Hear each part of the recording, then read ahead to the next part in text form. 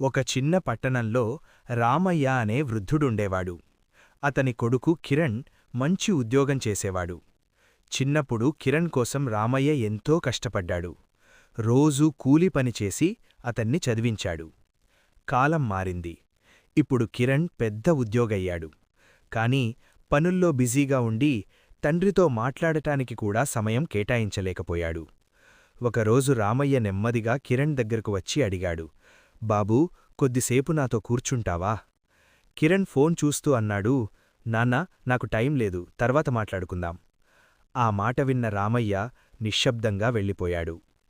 ఆ రాత్రి కిరణ్ తన చిన్ననాటి ఫోటోలు చూస్తూ ఉండగా ఒక పాత డైరీ కనిపించింది.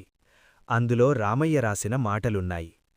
నా కొడుకు కోసం నేను ఎంత కష్టపడినా అతను నవ్వితే నాకు చాలు. ఆ మాటలు చదివిన కిరణ్ కళ్లలో నీళ్లు వచ్చాయి. తన తండ్రి ప్రేమను గుర్తుచేసుకొని వెంటనే అతని దగ్గరకు వెళ్ళి కూర్చున్నాడు. నాన్నా, నాకిప్పుడు టైముంది, మీతో మాట్లాడాలి. రామయ్య ముఖంలో ఆనందం మెరిసింది. మోరల్: డబ్బు సంపాదించవచ్చు, కానీ తల్లిదండ్రులతో గడిపే సమయం తిరిగి రాదు.